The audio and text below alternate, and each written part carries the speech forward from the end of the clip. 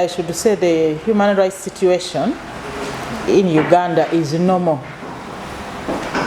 By normal, I don't mean it's perfect. By normal, I mean that crimes, I consider crimes to be human rights violations. They are committed every day, sometimes in their homes, in the streets, at workplaces, and in public spaces, private spaces, at night, in the day. So, but what matters is whether there are institutions to fight crime on a daily basis, whether there are institutions to dispense justice. So human rights violations happen in this country. The most important thing is how we respond to them. We have independent institutions like the judiciary, which sits every day except on weekends and public holidays to hear cases and to dispense justice. We have the police force, which apprehends criminals, investigates cases, and takes the evidence to the Director of Public Prosecutions. Again, that office is a constitutional body. It is a secure office. It's independent. So the DPP decides which cases to prosecute, and I see her doing this work very diligently on a daily basis. So we have the Uganda Human Rights Commission, which I have the privilege to head, which receives cases across the country. Our 12 regional offices and 11 field offices receive cases on a daily basis, and we investigate them and we hear those cases. By the way, I should share with the viewers that the Uganda Human Rights Commission is a unique national human rights institution, the only one in the world with judicial powers. All the others investigate cases, they write reports and present them to the public, or sometimes refer them to police, or sometimes make recommendations, full stop. But for us, I should say we are self-sustaining. We investigate cases, and then we don't stop at writing reports, but we also dispense justice. And I also feel that Uganda is a free country. This is a free country where we have freedom of expression. Everyone is free to talk about any topic, to comment on any situation freely, really, without fearing any repercussions. Of course, every right must be exercised with responsibility. So, freedom of expression. I cannot count how many TV stations we have in Uganda today. I cannot count how many radio stations we have today. Growing up as a little girl, I used to hear about Radio Uganda. That was the only radio I used to hear about. Then eventually, Uganda Television. Today, all these media houses are uncountable. In my district of Bulambuli alone, I think we have not less than 5 media houses. So, all that shows that we have the liberty to discuss any issue. Actually, sometimes I hear people saying, having called in and even criticized the president. And somebody says, "Isi marubega wane chibibi," you know? And you mention your name and even where to find you. So I think we have freedom of expression. We have political stability in Uganda. Since 1986, We've had regular free and fair elections. We've not had any interruptions using force, like military takeovers, as was the case in the past. And I see in other countries in Africa today, it looks like that problem is back. So we have, starting in 1986, we have had a history of respecting democratic norms. Then rights of women. I even don't know, I think, like the Waganda said, kyeyogerera kyokka. The fact that you are interviewing me today as chairperson of the Uganda Human Rights Commission, and I'm a woman, the fact that we have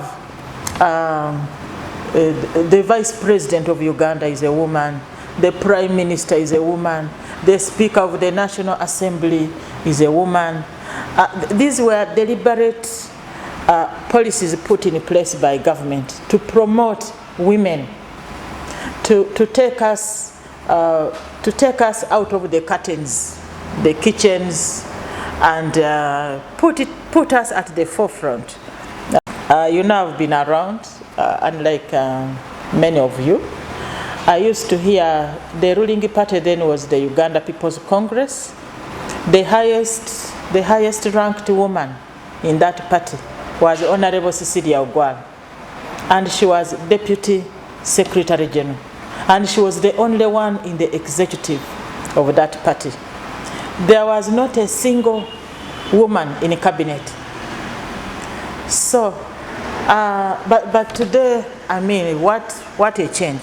So I see women's rights have been put at the forefront, affirmative action, with representation all the way to the ground, to the village levels, universities. Now today, there are so many women, rights of minorities, children's rights.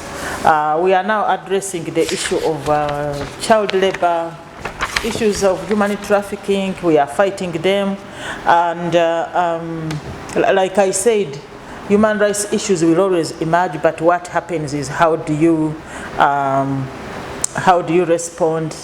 And we host, it's not by mistake that Uganda today hosts so many refugees.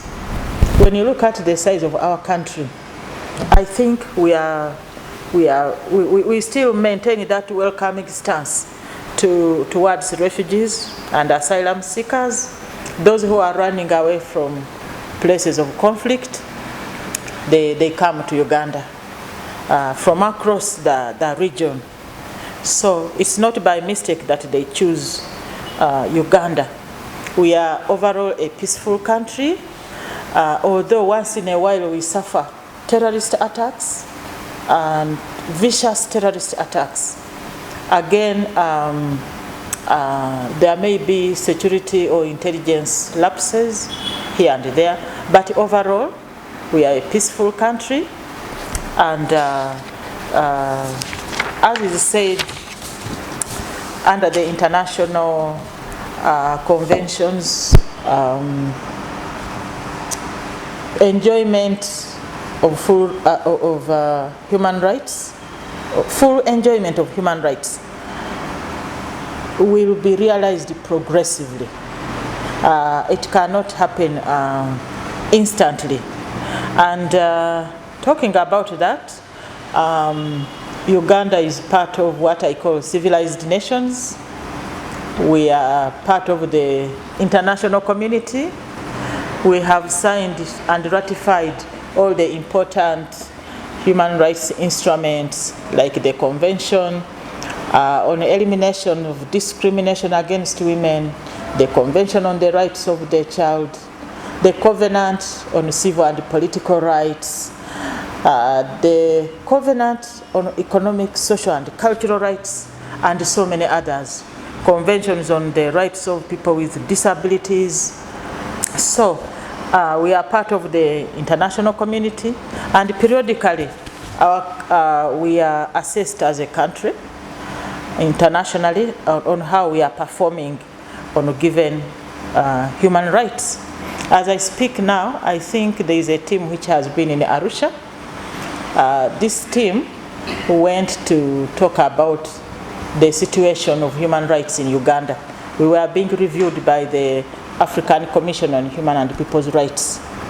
And we ourselves recently were reviewed in Geneva by a special committee on accreditation, as it is called. So, we are an open country, and we judge ourselves, but we are also judged periodically by outsiders. So, in conclusion, I want to say that there is nothing to worry about. We as Uganda Human Rights Commission, we are fully in charge of the situation of human rights in the country. Of course, together with other institutions like the judiciary, like the police, the army, parliament, with so many committees, including the Human Rights Committee headed by Honorable Fox Odoi. Again, this committee is one of our key stakeholders. They also inquire into allegations of human rights abuses. Every year we submit reports on the state of human rights to Parliament. And like I said, we also convene what we call tribunal sessions to hear cases of human rights violations and give redress. So, in brief, human rights violations do occur periodically, on a daily basis, let me say, but we respond to them. And by the way, contrary to the general view, in my assessment, the worst human rights violations are committed in the homes. Some people call it domestic violence, but when you unpack this word domestic violence, you are talking about very serious crimes like murder, child abuse, defilement. So, but again, we have institutions which respond to those violations. How do you assess? But how do you talk about elections without political rights? And I don't know of any country which has as many elected leaders as Uganda. That my village, today I live in, my village where I live in Kampala, in Nakawa division, called Chinawataka Cell. I have a chairman, I have a vice chairperson, I have secretaries for so many things. We have a speaker for this. Then we go to the sub-county, then we go to the district. I sometimes think maybe I'm even over-represented. Then on each of them there is secretary for women, woman MP. So I don't know of any other country with that level of representation by elected leaders. So you are asking whether we have political rights in Uganda. Yes, we have political rights. And we have political parties operating independently in this country.